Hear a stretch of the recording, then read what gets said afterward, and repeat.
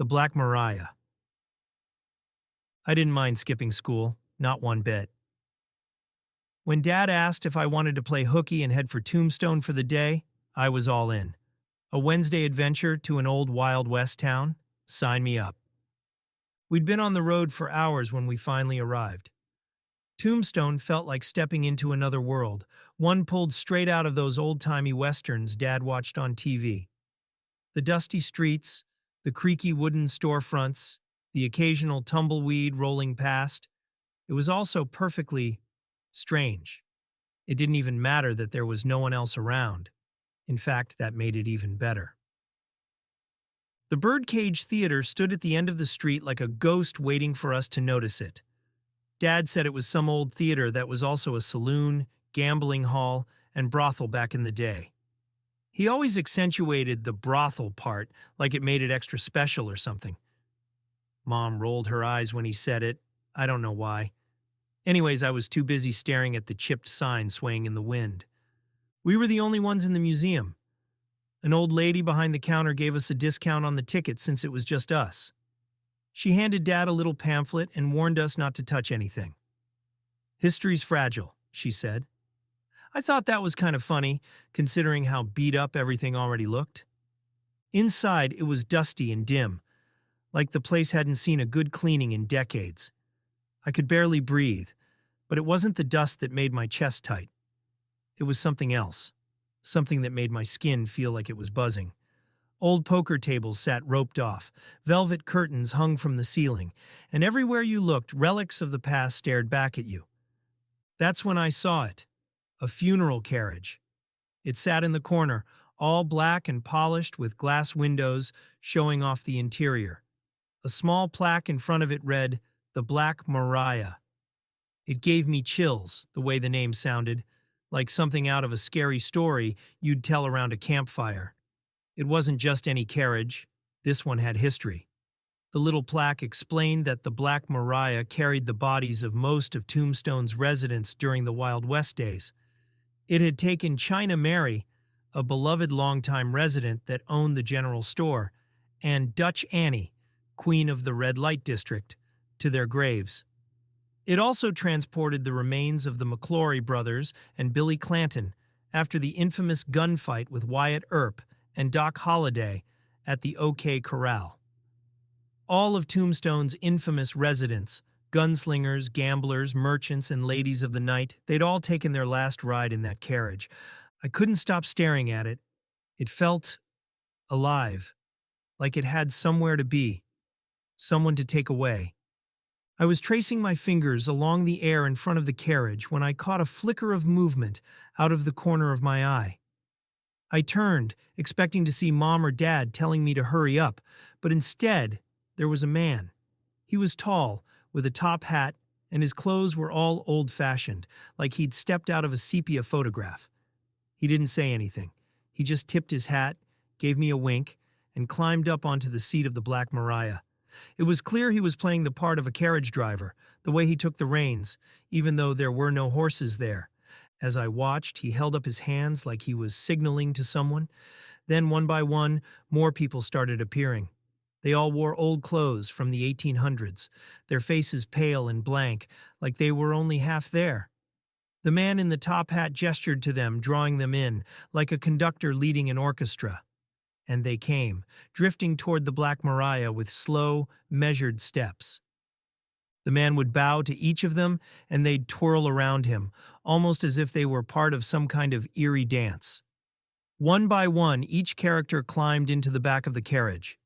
They'd lie down on the floor, crossing their arms over their chests, their eyes closed. For a moment, they'd stay that way, as if they were truly lifeless. And then, just as quickly, they'd sit up, climb out of the carriage, and rejoin the dance, swaying and spinning around the Black Moriah.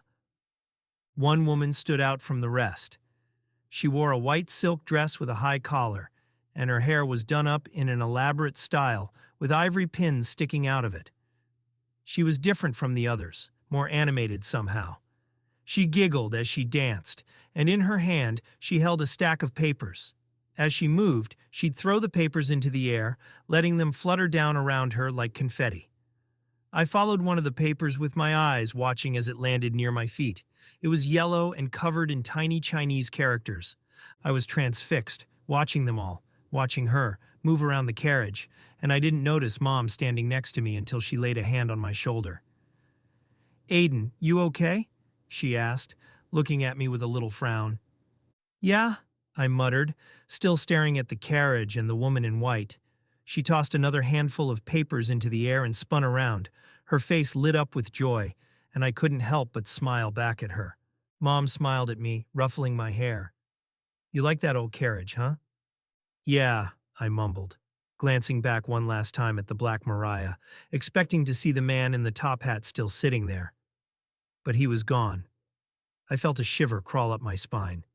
As we moved through the museum, something else caught my eye.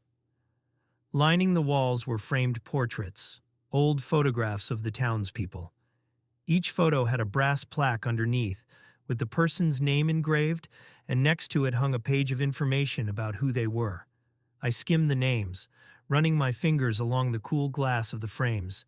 Doc Holliday, Big Nose Kate, Curly Bill, Wyatt Earp. And then I saw her, the woman from the dance. Her photograph was grainy, but I recognized the high-collared dress, the ivory pins in her hair. The plaque below read China Mary. The page next to her photo talked about how she was a beloved character, a longtime resident of Tombstone. She was a shopkeep, and when she passed, the whole town attended her funeral. My heart skipped a beat as I stared at the photograph, my mind struggling to understand how the actress playing China Mary could have been her twin. After the museum, Dad bought us ice cream from a little shop down the street, and we took our treats over to a gazebo in a park nearby. We sat on the steps, the sun warm on our faces, and Dad asked, "So what was everyone's favorite part?" Mom started talking about the old china dishes and Victorian-era clothing on the mannequins, and Dad talked about all the bullet holes in the walls and how he would love to add a pair of peacemakers to his collection, but they stopped when I started talking. "I like the actors," I said, licking the last bit of ice cream off my cone. "They were really good." Dad frowned and Mom looked confused. "Actors?" she asked. "Yeah, the ones in the old clothes. They were putting on a show around the funeral carriage. The man with the top hat even got up onto the seat and pretended to drive it. And there was a Chinese lady throwing papers all around while she danced. They took turns lying in the back of the carriage like they were being taken to the graveyard." "There weren't any actors, honey," Mom said. "It's the middle of the week. They don't do reenactments today." "Yes, there were," I insisted, my voice rising. "You and Dad missed it. I bet now you guys wish you weren't so caught up in all that old junk." Dad exchanged a look with Mom, the kind that adults do when they're worried but don't want to show it. "You sure, buddy?" he asked, his voice a little softer than before. I nodded, my heart thudding in my chest. "I'm sure." That night I couldn't sleep. Every time I closed my eyes, I saw them. The man with the top hat, a cowboy, a pretty lady with the feathers on her head, and Chinese Mary, her laughter echoing in my ears as she tossed those papers into the air. I kept thinking about how they moved, how they seemed so real, and how no one else had seen them. I must have drifted off eventually, but I woke up sometime after midnight. I felt cold, even though my blanket was pulled up to my chin. And that's when I heard it. The sound of wheels creaking, slow and deliberate, like a carriage rolling across wooden floorboards. I froze, my heart pounding in my ears.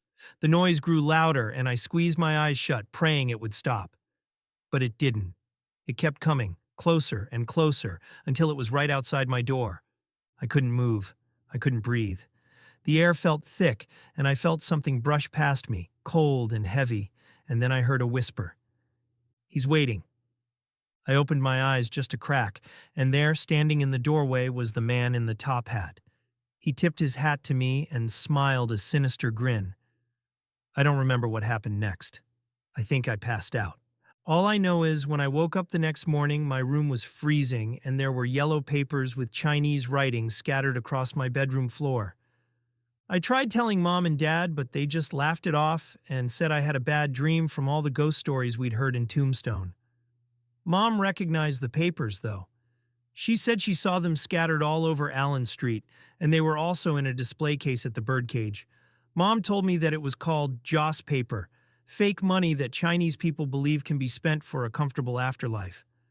I shuddered. Mom and Dad both laughed and tried to convince me that I must have picked the papers up off the ground for a souvenir. But I knew that wasn't true, and I had not been dreaming. I know what I heard and what I saw.